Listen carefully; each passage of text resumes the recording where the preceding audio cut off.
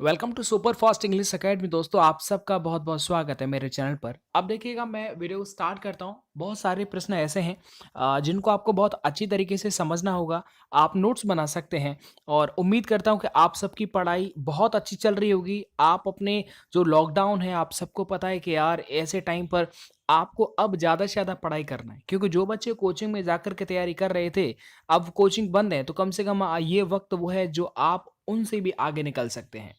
अब देखिए, सबसे पहला प्रश्न है और मैं इसको पूरा समझाऊंगा।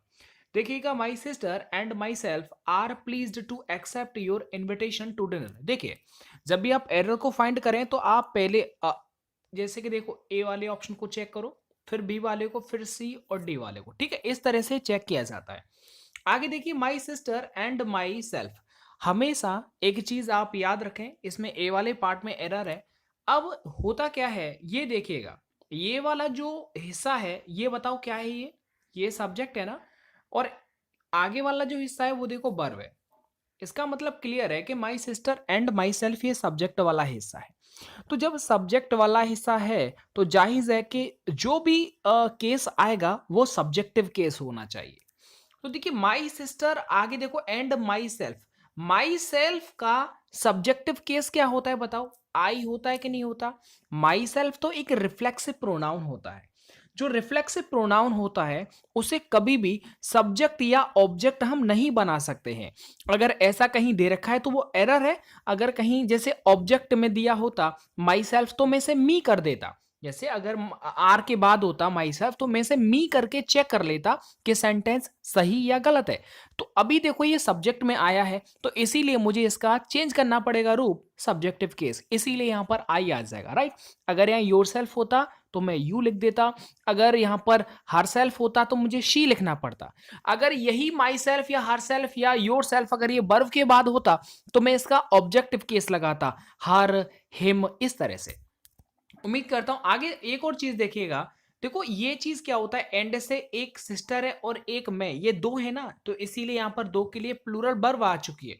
आगे देखिए, प्लीज्ड एक एडजेक्टिव है, यानी कि एडजेक्टिव किसे बोलते हैं? विशेषण को बोलते हैं। विशेषण यानी जो किसी नाउन या प्रोनाउन की क्या बताता है? विशेषता बताता है, राइट। एक और हिंदी में होता है कि ऐसा कौन सा शब्द होता है जो विशेषण की भी विशेषता बताने वाला शब्द को हिंदी में क्या बोलते हैं? फिलहाल के लिए आप याद रखें कि एडजेक्टिव के बाद जब भी कभी कोई वर्ब आती है तो वो ज्यादातर क्या होता है कि टू के साथ जोड़ी जाती है। तो टू प्लस वर्ब की फर्स्ट फॉर्म, ये केस आपने सबको पता होगा। आगे देखो, your invitation to dinner, dinner के लिए इनविटेशन किया जा रहा है। आगे बढ़ जाइएगा। आगे देखिएगा, तीसरा क्वेश्चन है जो इंपॉर्टेंट है, जो पेपर लाइक है कॉन्सेप्ट, वही मैंने रखा हुआ है। आगे देखिए, the thief escaped before I opened the door. देखो, जब मैंने इस प्रश्न को लिया तो मेरे दिमाग में सिर्फ एक ही चीज चली कि देखो, मैंने बीच में क्या देखा? बिफोर देख लिया। अगर बीच में कभी भी बिफोर, तो बिफोर का मतलब क्या होता है बताओ? हिंदी में क्या बोलते हैं इसे? पहले। यानी याद रखना कि इससे पहले वाले सेंटेंस में हेड थर्ड फॉर्म चलेगा तो दूसरे वाले में सेकंड फॉर्म चलता है। ये याद रखना, इसका जो बीच वाले का मीनिंग होता है, वैसे ही हम हेड थर्ड फॉर्म लगाते हैं।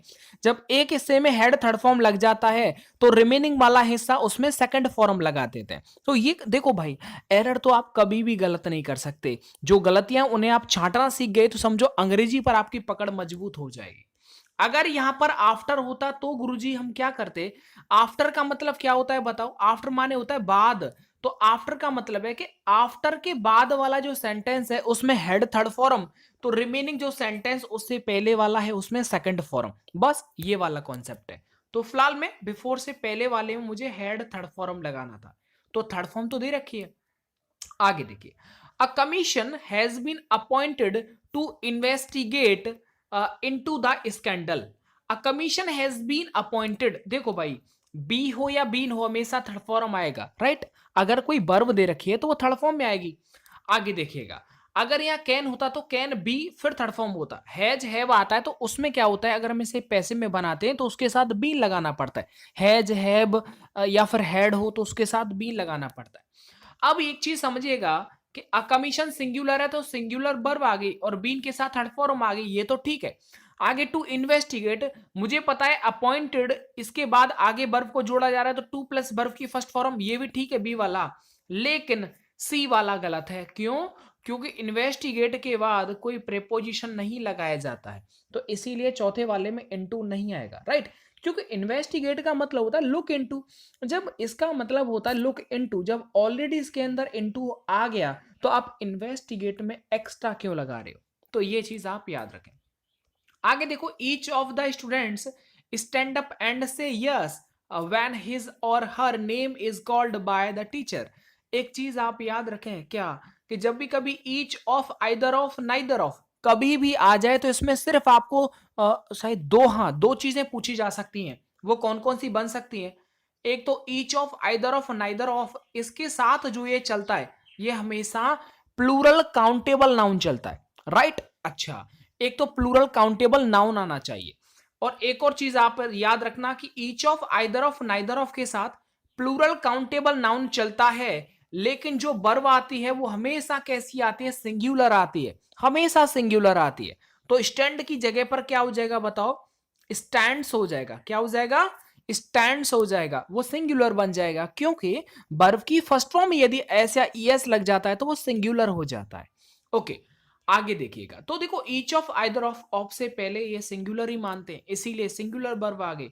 मैंने ये भी तो बताया ना, क्योंकि सब्जेक्ट वाले पार्ट में आप प्रीपोजिशन देख लिया करो, तो ये सिंगुलर है इसीलिए यहां पर सिंगुलर वर्ब आ जाएगा।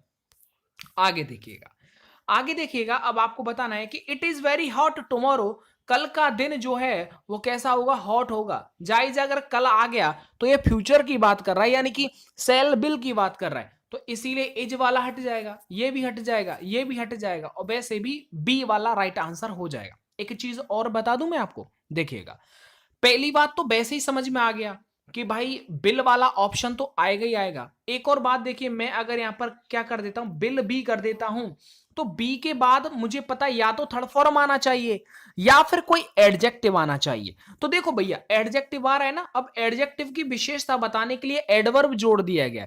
कोई बात नहीं, एडवर्ब आया है तो जायज है एडजेक्टिव आएगा। तो ऐसे केस में ये चीज याद रखना कि बिल बी, बी के बाद या तो थर्ड फॉर्म आता है या फिर कोई एडजेक्टिव आता है, राइट।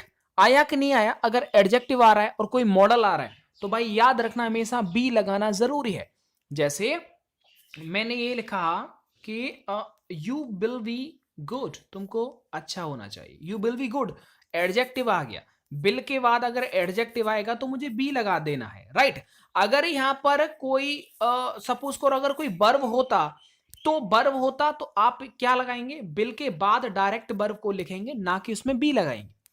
आगे देखिएगा, आई एम अ मूवी, यहां पर देखो मूवी को देखने की बात हो रही है, तो जब भी कभी आप मूवी को देखने की बात करेंगे तो यहां पर क्या होता है? हमेशा वॉच लगाया जाता है। जब भी आप टेलीविजन देखते हैं तो वहां पर वॉच लगाते हैं। मेरे प्रिय मित्रों, मैं आप सबसे निवेदन करूंगा कि आप इस वक्त को जो लॉकडाउन के दरमियान आपको मिल रहा है, आप इसे बिल्कुल बर्बाद ना करें। हाथ जोड़ करके निवेदन है, सिलेबस बहुत पड़ा है, बहुत ज्यादा रिवीजन को बचा हुआ होगा जैसा मुझे उम्मीद है, क्योंकि जो आप पढ़ाई कर रहे हैं जाहिर है कि मैं भी उस संबंध रखता हूं, लेकिन आपकी पढ़ाई अलग है, मेरी पढ़ाई अलग है। इसलिए प्रिय मेरे मित्रों, बस मैं यही कहूंगा, अपने समय को आप बर्बाद ना करें, आप रेगुलर पढ़ते रहें। आगे देखिएगा, तो वॉचिंग आता है। एक और चीज आप याद रखें क्या, कि देखो एसआरएम के बाद क्या आता है? आईएनजी वाला वर्ब आता है, तो आईएनजी तो सब में दे रखी है। आगे देखिएगा, अच्छा चलो छोड़ो, आगे देखो द बॉय, चलो बता देता हूं। देखो भाई, इसको थोड़ा एक बार पेपर में आ गया था, जैसे ये सीइंग लिख रहा है ना, अगर कभी डबल ई आ जाए तो आईएनजी जोड़ते समय लास्ट वाला ई नहीं हटता है। लेकिन अगर मैं यहां पर क्या कर दूं, कम, और मुझे लगाना है इसमें आईएनजी जोड़ना है, तो क्या हो जाएगा कि जो अगर कभी भी लास्ट में ई आ जाए और आईएनजी जोड़नी हो तो ये ई जो है वो हट जाती है, इसीलिए स्पेलिंग होती है COMING, कमिंग। ऐसे ही देखो, मैंने बोला क्या, जैसे मैंने बोला टेक लिख दिया, टेक लिख दिया, तो अगर मैं उसे आईएनजी जोड़ना है तो ई हट जाएगा, लेकिन डबल ई आ जाए तो वो नहीं हटता है, ठीक है। ये चीज ये पेपर में आ गया था। आगे देखो, the boy swum right the river, swum का मतलब है स्विम का सेकंड फॉर्म है, मतलब जो लड़का है वो नदी को, उसने क्या है, नदी को तैरा। अब राइट लिख रहा है तो राइट के साथ अक्रॉस आता है, तो राइट अक्रॉस का मतलब होता है एक किनारे से दूसरे किनारे तक। तो जो लड़का था उसने नदी को कैसे पार किया, कैसे उसमें तैरा, एक किनारे से दूसरे किनारे तक वो तैरा। तो यहां पर अक्रॉस जो है जायज है, रिवर के संदर्भ में ज्यादातर अक्रॉस ही आता है। आगे देखो, she spent amount of money she had. याद रखना ये जो लिटिल या फिर फ्यू वाला जो चक्कर होता है ये बहुत ज्यादा डिफिकल्ट होता है स्टूडेंट्स के लिए, बहुत जल्दी आप उसे छांट नहीं सकते हैं। इसके लिए एक मूल मंत्र देता हूं, अगर आगे सेंटेंस में कभी भी जैसे शी लिख रहा है, समझना मेरी बात को, अगर कभी लिटिल या फ्यू वाला कभी ऑप्शन आपके समझ में नहीं आ रहा है कि मैं क्या भरूं, और सेंटेंस में आगे आप जब इसे खत पढ़ेंगे तो यहां कभी भी हैज या फिर हैब कहीं लिख रहा हो या हेड लिख रहा हो, हैज हैब हेड कहीं लिख रहा हो, तो ये समझ जाना कि इसके अंदर दा वाला ऑप्शन आएगा। तो दा वाला कौन सा, देखो ये तो है नहीं ना, ये है। अब दा फ्यू आएगा या दा लिटिल। अगर ये अमाउंट ऑफ मनी, देखो भैया एक चीज मैं क्लियर कर देता हूं कि छोटी छोटी चीजें जब तक आप इन्हें नहीं पढ़ पाएंगे तो काम नहीं चलेगा, राइट। तो द अमाउंट है, अमाउंट ऑफ मनी की बात हो रही है। मनी जो होता है ऐसे समझो, मनी को अनकाउंटेबल मान ले, राइट। रुपए को काउंटेबल मानते हैं, मनी यानी धन, धन को अनकाउंटेबल मानते हैं। जब अनकाउंटेबल आता है तो लिटिल लगाते हैं वहां पर, तो इसीलिए यहां पर द लिटिल आ जाएगा, राइट। वो कह रहा है she spent the little amount of money, यानी कि उसके पास जितना भी पैसा था उसने खर्च कर दिया। तो उसके पास जितना भी पैसा था मतलब वो सब की बात कर रहा है, और सब की बात का मतलब होता है मेरे मित्रों, हमेशा याद रखना वहां पर दा आता है, राइट। एक ही मूल मंत्र है इसका, ज्यादा आप दिमाग मत लगाना। आगे देखिएगा, आगे बढ़ जाते हैं।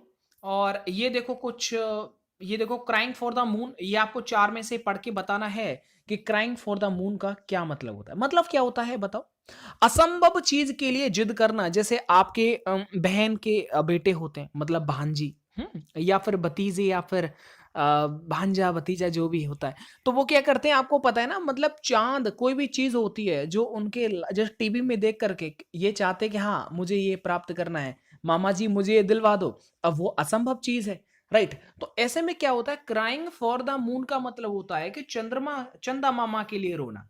अब चंदा मामा तो मिलने से रहा, इसका मतलब है कि जो आपकी इच्छा है वो कैसी है, विशफुल थिंकिंग है, जो पॉसिबल नहीं है, मतलब विशिंग फॉर समथिंग इम्पॉसिबल। तो राइट क्या हो जाएगा बताओ, बताओ बताओ, ये हो जाएगा, राइट। आगे देखिएगा, आगे गिव अवे, तो गिव की फर्स्ट फॉर्म क्या होती है, गिव अवे। और ये तो मैंने कई बार बताया है कि गिव अवे का मतलब होता है कि एक तरह से, अरे आपने यूट्यूब में नहीं देखा गिव अवे चलता है, मतलब एक तरह से यहां पर जो चार ऑप्शन है उसके अनुसार तो हैंड ओवर वैसे डिस्ट्रीब्यूट आना चाहिए।